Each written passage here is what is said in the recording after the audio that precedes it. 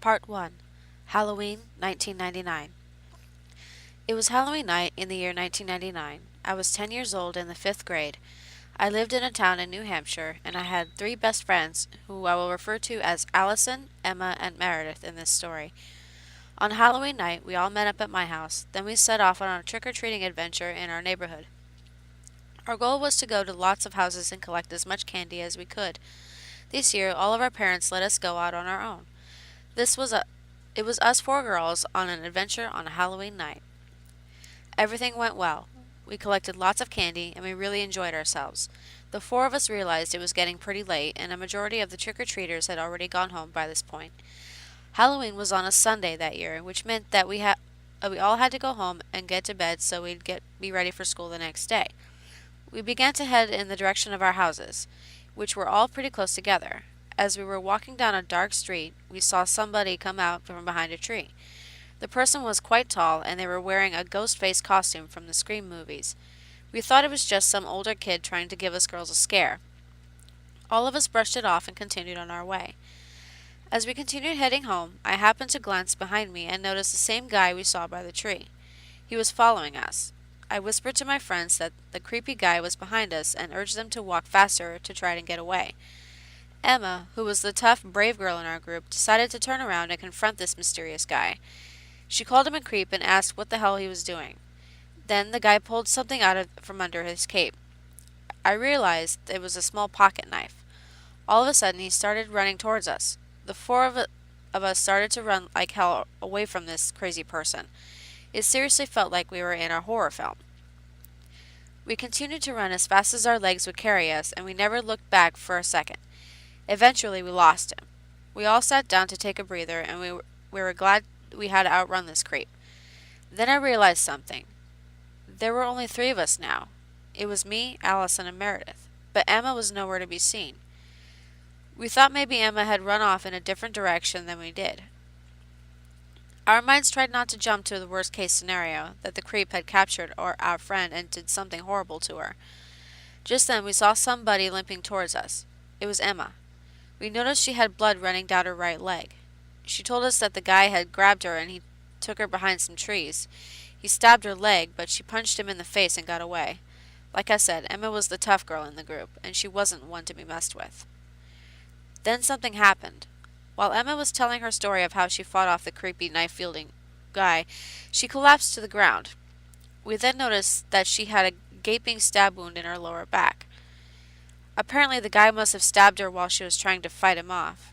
Emma was unconscious, and we thought she had just died in front of us. We ran to the nearest house we saw that had front porch lights on. We frantically rang the doorbell, and an older man came out of the house. We told him that our friend had been injured and needed an ambulance. The man came with us while he told his wife to call the police. The man helped us carry Emma back to the house, and we all waited there for an ambulance to arrive. Within 5 minutes, the ambulance arrived and took Emma to the hospital. The police also showed up, and one of the officers questioned Allison, Meredith, and I about what happened to our friend. We told him that a guy in a ghost face costume started following us, then ran after us with a knife. We said that he stabbed Emma while she was struggling to get away from him. The officer took our statement. Shortly after, all of our parents arrived to the scene. They were all worried sick, as we had been gone for several hours, and it was well past all of our bedtimes. We all went home and prayed that Emma would be all right. So, there's good news and bad news. The good news is that Emma survived. She had to stay in the hospital for a little while, but she eventually made a full recovery. Emma and her parents moved away towards the end of the year, mostly due to the fact that their only child was nearly murdered on Halloween night in a town that was considered to be very safe, and almost never had any violent crimes take place. Although Emma appeared to be brave and tough about the incident on the outside, on the inside she was terrified and very shaken up about it. The bad news is that the police didn't find the crazy guy who chased us down and nearly murdered our friend. After we gave them our statement on Halloween, they conducted an investigation to try and track down the guy who was responsible. However, there wasn't enough evidence to charge anybody. The police urged the people in our town to be very cautious when traveling the streets late at night. Part 2. Halloween, 2000. It had been exactly 1 year since the terrifying ordeal we went through last Halloween. I was still close with Allison and Meredith. I still kept in contact with Emma, who was now living in Pennsylvania. We were now in the 6th grade in middle school, and we were getting ready to go trick-or-treating again. This year we were extra cautious, as were all the other children in our neighborhood who went trick-or-treating that night.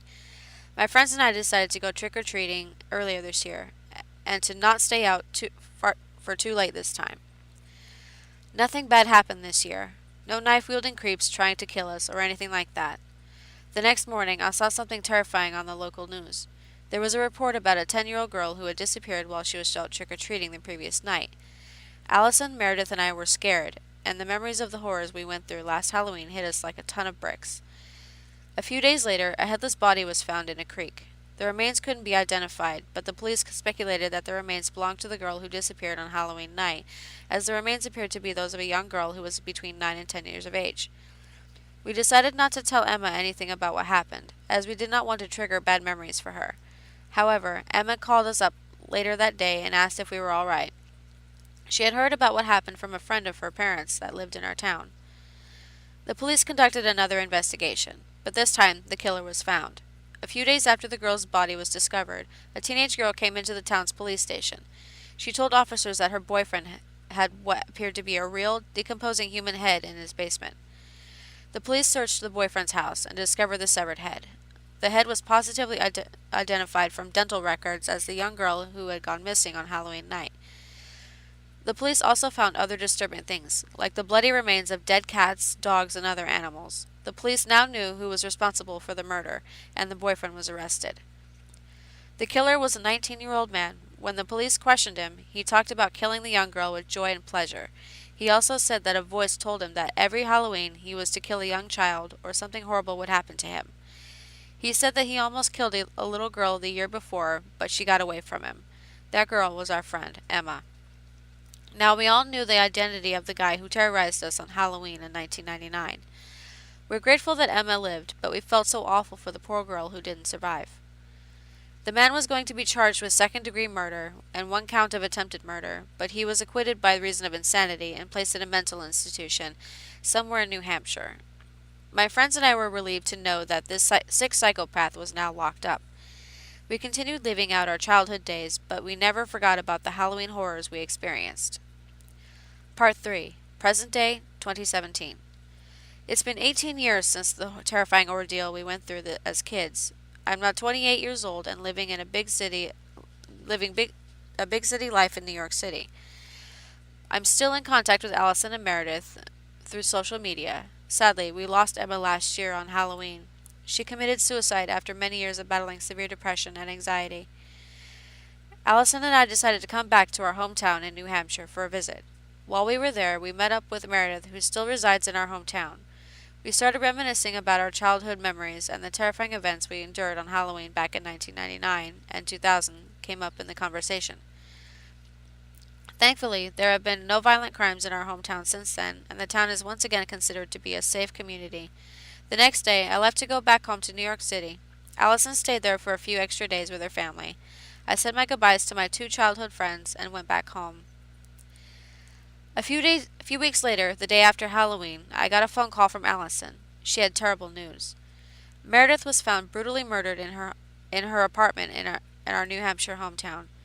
I was in complete shock, horror, and disbelief.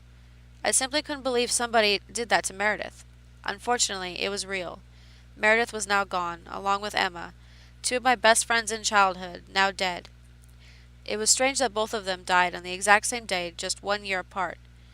Even though Emma's death was ruled as a suicide, I'm still very suspicious and thinking this might not be just a coincidental thing. My fears were confirmed later that day when I returned home. I walked into my New York City apartment and fell back in horror. There was a bloody message written on my wall that read, "You're next." I turned the corner to go into the living room, and I fell back in horror once again when I saw my dead cat hanging from the ceiling fan. My sweet cat had been gutted, and that frightening message on the wall had been written in his blood. I called the police, but there wasn't a whole lot they could do other than determine that my apartment had been broken into. They said they'd try to figure out who might be behind this, but I already knew who it was. I knew the person responsible was that sick lunatic who terrorized my friend and I when we were children. I'm guessing he must have escaped the mental institution, and now he's back to finish what he started 18 years ago. I think that night he had planned on killing all four of us girls. Now he's out of the institution and killing my friends. First was Emma, then Meredith, and apparently I'm next, probably followed by Allison. Then his murderous rage would be complete, when all of us are dead. He has only murdered people on Halloween, so I'm assuming that he'll be back for me next Halloween. I have no idea how the sick psycho found out where I live. Needless to say, I'm absolutely terrified, and I don't know what I should do now. I'm seriously considering changing my identity or even leaving the country just to get away from this psychopath. I'm advising Allison to do the same, since he's after her too. All I can do now is pray that this psycho won't find me, and somebody will find him and put him back where he belongs, so he won't terrorize anyone ever again. Hey guys, Pixie Love here. Thanks for watching. I hope you enjoyed the story. I'll see you next week or on my next day off, whichever. Remember to like, share, and subscribe if you want to see more videos. And have a good day and sweet dreams.